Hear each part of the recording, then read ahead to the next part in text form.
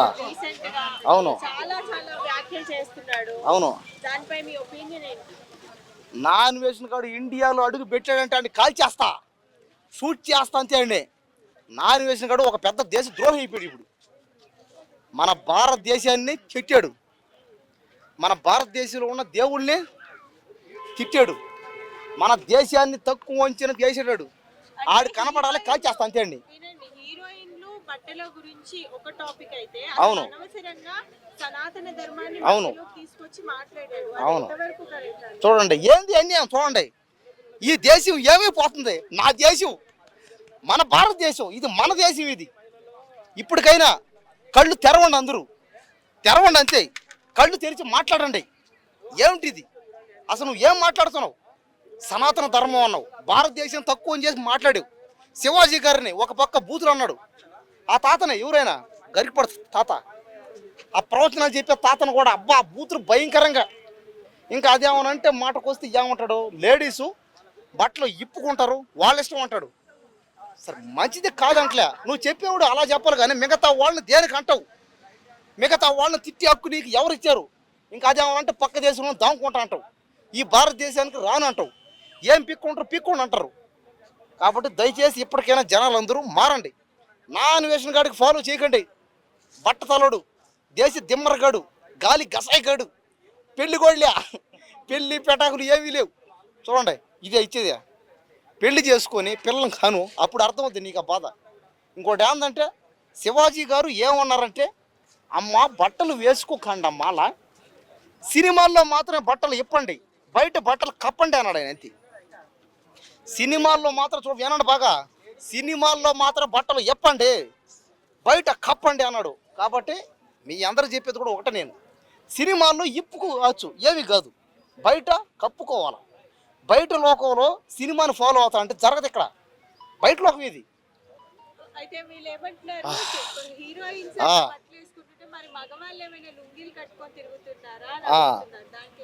అదే అదే అనేవాళ్ళు ఏదైనా అంటే చూడండి. కాబట్టి ఏంటంటే మగవాళ్ళు బట్టలు ఇప్పుకున్నా, గోసి పెట్టుకున్నా, కట్రాని మీద ఉన్నా కూడా ఏమీ కాదు, ఎవడే ఉండవు.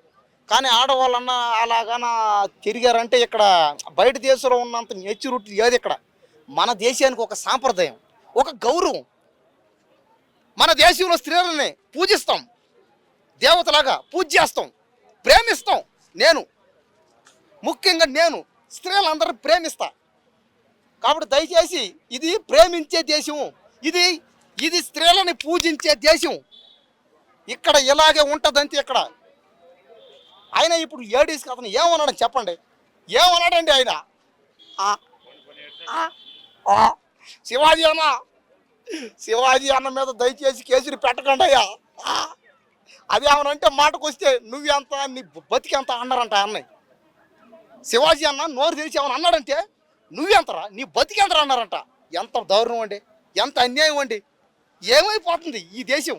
ఈ దేశంలో మధ్య తరగతి వాళ్ళకి, పేదవాళ్ళకి మాట్లాడే హక్కులు లేదా? ఆలోచన చేయండి.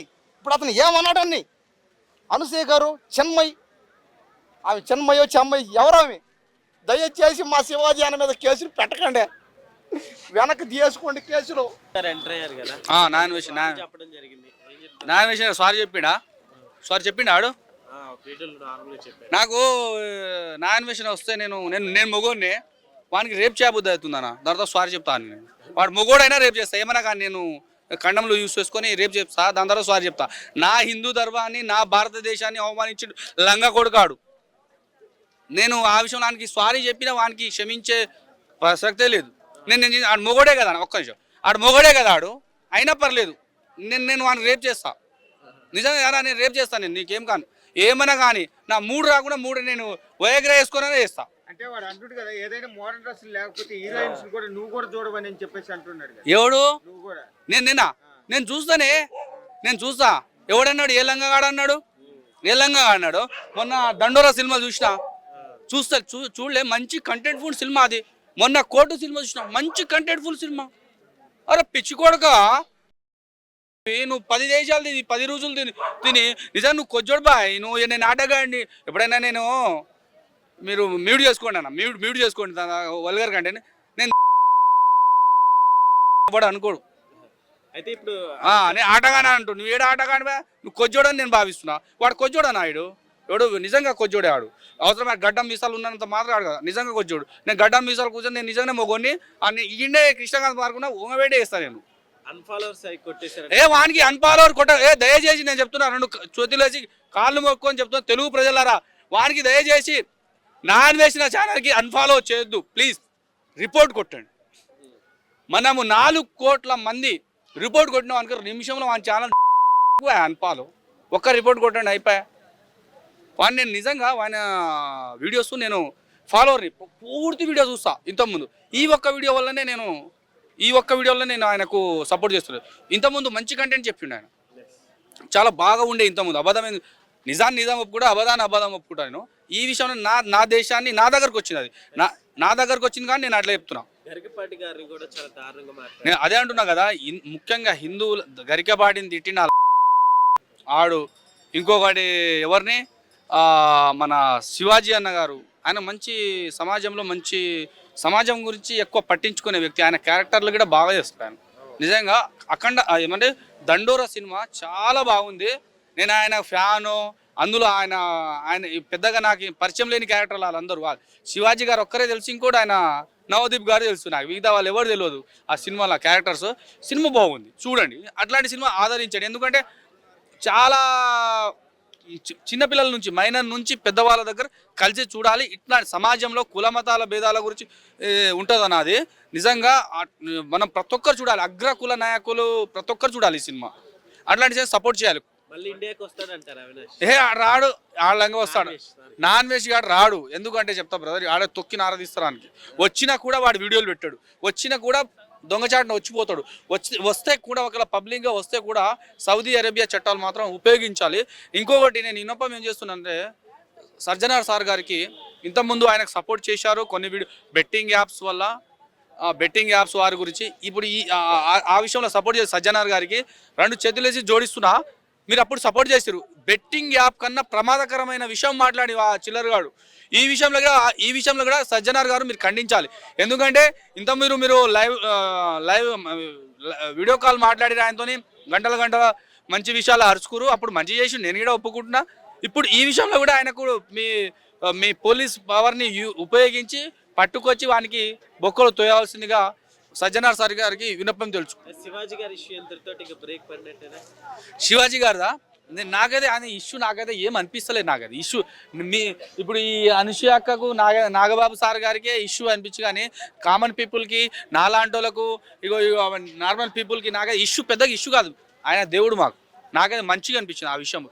మా ఇంట్లో కూడా ఆడపిల్లలు ఉన్నారు, చిన్న పిల్లలు. నిజంగా అట్లాంటి డ్రెస్ ఏదు నాకైతే ఇంతకుముందు ఇప్పుడు అందరు వేస్తారు కదా పెద్ద పెద్ద పొట్టి డ్రెస్, నేను కూడా కొనిచ్చేద్దాం అనుకున్నా. కానీ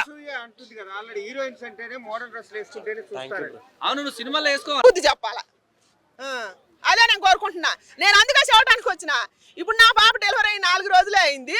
శివాజీ గారి చూసి చెప్పడానికి వచ్చింది అనమాట. నేను ఆయన కంటనీరు కానరాట్ల కంటికి కానీ ఆయన ఏం తప్పు మాట్లాడిందని ఈ సమాజం ఆయన్ని ఏలెత్తి చూపిస్తారు. ఒక్క 4 చూపిస్తాను.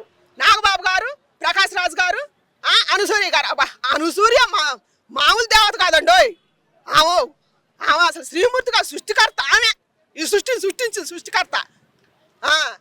ఇప్పుకోమన్నాడే పైలోకి వస్తుంటే కప్పుకోమన్నాడే వేలెత్తి చూపిస్తారు. అసలు ఉమెన్ కమిషన్ అంటే నాకు ఇంతవరకు 45 ఏళ్ళు వచ్చింది, నాకు తెలియదు. ఇప్పుడు లేచింది నిద్ర. ఇంతమంది 2 రాష్ట్రాల మీద యావత్ ప్రపంచం మీద మహిళలు బాలలు అసలు ఎంతమంది అత్యాచారాలకు గురి అవుతారు, మానభంగాలకు గురి అవుతారు. వీళ్ళంతా లేడీస్ కాదా? అప్పుడు లేదా? ఈ ఉమెన్ కమిషన్ ఎటుపోయింది? నిద్రపోయిందా? ఇవాళ మంచి మాట్లాడినోడిని తీసుకొచ్చి కమిషన్ వేసి మాట్లాడతారు. దేనికి? ధర్మం చచ్చిపోవాల్సిందేనా? ఎప్పటికీ మళ్ళీ శతాబ్దాలు తీసుకొస్తారు. శతాబ్దాలు తీసుకురావద్దండి. ఎప్పుడు చిన్నప్పుడు కాంచైనా ఎన్ని యుగాలు గడిచినా కూడా ఇదే పొద్దుకోవటం, ఇదే చీకటి పడతాం, ఇదే తెల్లాడతాం. లోకం మారలేదు, మనుషులు మారినాం, మాట తీరు మారింది, అహంకారాలు మారినాయి. అంతేగాని ఏముంది దీంట్లో? నాగబాబు గారు కూడా చెప్పు తీసుకొని కొడతానంటండి.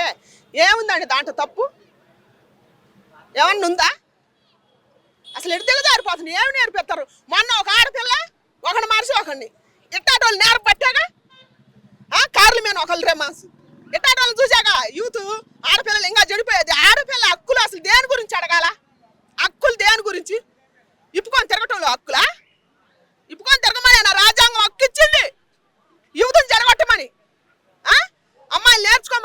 ఇంకా తల్లిదండ్రులు మాట్లాడొద్దు, వాళ్ళు అద్దు చెప్పొద్దు, తోడబెట్టిన వాళ్ళు అద్దు చెప్పొద్దు. ఇవన్నీ బలిసిన మాటలేగా దేశం మీదకి, సమాజం మీదకి తీసుకొచ్చేది. దేని గురించి మాట్లాడరా ఎవరు దీని గురించి? శివాజీ గారు మాట్లాడినందుకు శివాజీ గారిని ఉమెన్ పోలీస్ కమిషన్ అంట, నాకు అసలు అనగొర రావట్లేదు. కమిషన్ వేసి ఆయన కూర్చోబెట్టిండ్రు, ధర్మాన్ని కూర్చోబెట్టిండ్రు. ధర్మం కన్నీళ్ళు పెడుతున్నప్పుడు అందరూ మాట్లాడారు, రియాక్ట్ అయ్యి. ఆయన పక్కే ఉండాలి, అందరూ సపోర్ట్ చేయాలి.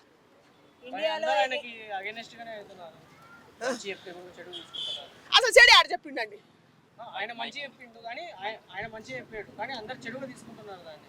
అదే సామాన్లు అనేది ఆయన పుట్టించిండా? ఇప్పుడు పుట్టిందా అది? అప్పుడు ఏం చేశారు ఈ జనం?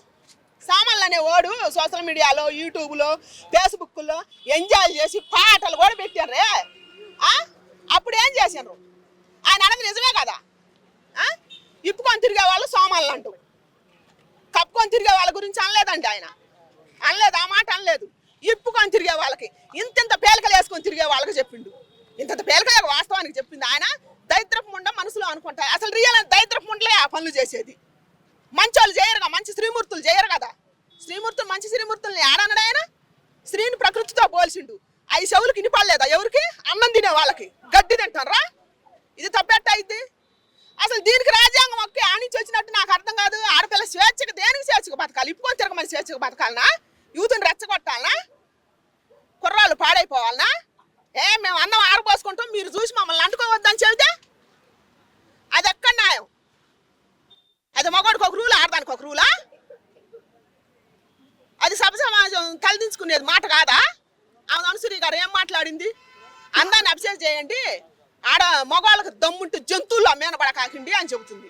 నేను సవాళ్ళు ఇస్తున్నాను, ఇప్పుకొని తిరిగే వాళ్ళ మీద మగవాళ్ళు అంతే పడతారు. వాళ్ళు జంతువులు కాదు, నువ్వే జంతువువి. ఇప్పుకొని తిరిగి అందాన్ని అభిషేకం చేయమనేది ఏంది అసలు నాకు అర్థం కాదు. ఇప్పుకొని తిరిగి వాళ్ళు ఎట్ట జంతువులు అవుతారు? వాళ్ళ దమ్ము చూపిస్తారు. అప్పుడు వాళ్ళ దమ్ము ఖచ్చితంగా చూపిస్తారు మగవాళ్ళు. మళ్ళీ కొంతమంది ఆడవాళ్ళు ఎంకరేజ్మెంట్ చేస్తున్నారని కూడా అంటారు. మరి ఇట్లాంటి మాటలు మాట్లాడినప్పుడు ఆడవాళ్ళు ఎందుకు ఎంకరేజ్మెంట్ చేయరు? నువ్వు దమ్ముల గురించి మాట్లాడినప్పుడు నువ్వు ఇప్పుకొని తిరిగేదాన్ని నీ ఇంట్లో ఇప్పుకొని తిరుగు. నువ్వు 10 మందిలోకి వచ్చి ఇప్పుకొని తిరిగి వాళ్ళ దమ్ము, వాళ్ళ జంతువులు అంటే ఊకుంటారా? వాళ్ళు అసలు జంతువులు ఎట్ట అవుతారు? నువ్వు చూపిస్తాను, వాళ్ళు చూస్తారు. అక్కడ జంతువులు ఎట్ట అవుతారు? అప్పుడు శివాజీ గారు తప్పు ఎక్కడ మాట్లాడినట్టు? శివాజీ గారు సామాన్లు ఉండడానికి ఇంతమంది ర్యాక్ అయ్యారు. మళ్ళీ నాన్ వేసిన పురాణాల నుంచి మనసీయ గారు కానీ, చిన్మయ్య గారు కానీ, వీళ్ళందరూ ఎవరు రెస్పాండ్ కావడం లేదు. అంటే శివాజీ గారు అన్న మాటలకి మాత్రం రెస్పాండ్ అవుతారు, అన్న మాటలకు రెస్పాండ్ కావడం లేదు. ఎందుకు రెస్పాండ్ గారంటే ఆయన మహోన్నతమైన ఎత్తిగా ఆయన పురాణాలు బుక్లు ఇచ్చింది ఎవరంటే అన్వేష్ వీళ్ళేం దేవతలు సృష్టించిన సృష్టికర్తలు ఎవరు? అనసూయ గారు, చిన్మయ్య గారు, ఇంకెవరెవరో అన్నోళ్ళు నలుగురు. ఆ నలుగురు వాళ్ళే ఈ సృష్టిని పాలించేది. అందుకని మంచి మాట మాట్లాడి దేవుడు అన్వేష్ ఆయన సృష్టించారు. అప్పుడు మన కమేష్ మాట్లాడరు. అప్పుడు నాకు ఆ పదం బలకరాట్లేదు కానీ అప్పుడు మాట్లాడతలా. దేవతని సీతాదేవి గారి గురించి తీసుకొచ్చిన మరి ఆయన కూడా ఆడవాళ్ళ గురించి మాట్లాడింది. అప్పుడు హీరోల గురించి ఒక పుచ్చకాయని వాడు సన్నాసి అదవాసలు మాట్లాడకూడదు కానీ ఒక పుచ్చకాయనాను ఒక అదేంటిది కీరా దోసకాయ పెట్టి ఆడదాన్ని అంగాన్ని చూపించుకుంటా వాడు అట్టాడి చెడిపోకినాడు గురించి వాడి గురించి మాట్లాడరు. అసలుకి వాడిని కదా తన్నాల్సింది చెప్పుతో ఈడ్చిడ్చి. మరి వాడి గురించి ఎందుకు మాట్లాడతలేదు? ఈ కమిషన్ ఎందుకు అవుతుంది? వాడిని ఆనించి ఎందుకు పుంజకు రావట్లేదు? ఇప్పుడు మాట్లాడాలి కదా. నాగబాబు గారు మాట్లాడాలా, ప్రకాష్ రాజ్ గారు మాట్లాడాలా, అనసూయ గారు మాట్లాడాలా, సినిమయ్య గారు మాట్లాడాలా, వీళ్ళంతా సృష్టికర్తలు ఇప్పుడు మాట్లాడాలి కదా. వాడు అసలు ఏం చూపించిండు? కిరాదాస్కానాను పుచ్చకాయ మొక్కని ఒక రంధ్రం పెట్టి ఏం చూపించిండు? సీతాదేవిని ఏం మాట్లాడు? అప్పుడు హీరోయిన్లు కూడా మాట్లాడిండు. వాడబ్బా అనకూడదయా, నిజంగా దుర్మార్గమైన మాటలు అనకూడదు. ఇంకా మంచి మాట్లాడిన వాళ్ళని తీసపోయి కమిషన్ ముందర కూర్చోబెట్టి వార్నింగ్లు ఎత్తారు. శివాజీ గారిని కూర్చోబెట్టినట్టు. ఎంత దుర్మార్గం అయ్యా అసలుకి. ఏమైపోతారు? సమాజం మీద చాలా ఉన్నాయి, ఇవన్నీ మాట్లాడవచ్చు. అంటే వీళ్ళంతా స్త్రీలు కాదా? వీళ్ళకి అన్యాయం జరుగుతున్నాయి. వీళ్ళంతా ఆడవాళ్ళు కాదా? వీళ్ళు శ్రీమూర్తులు కాదా? వీళ్ళు సృష్టించిన సృష్టికర్తలు కాదా? వీళ్ళ గురించి ఎవరు మాట్లాడరా? ఒక నలుగురు గురించే మాట్లాడతారా? సినిమయ్య గారు, మన ఎవరు అనసూయ గారు, వీళ్ళేనా సృష్టికర్తలు? ఇంకెవరు లేరు? 90 మంది ఉన్నారు కదా, 95 మంది లేడీస్ ఉన్నారు. వాళ్ళు నలుగురే కాదు కదా. మరి వీళ్ళందరి గురించి మాట్లాడాలని బాధ్యత లేదా వీళ్ళకి? ఎడిపోయినాయి ఆ నోరులో? చచ్చిపోయినరా అందరూ? ధర్మం గురించి మాట్లాడిన వ్యక్తిని దేశపోయి కమిషన్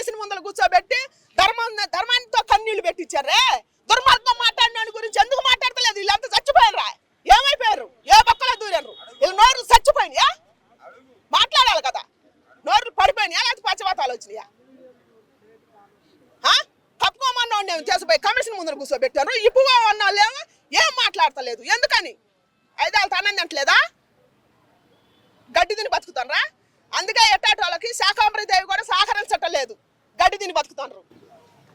4 రకాల వంటలు బాటలు వాళ్ళకి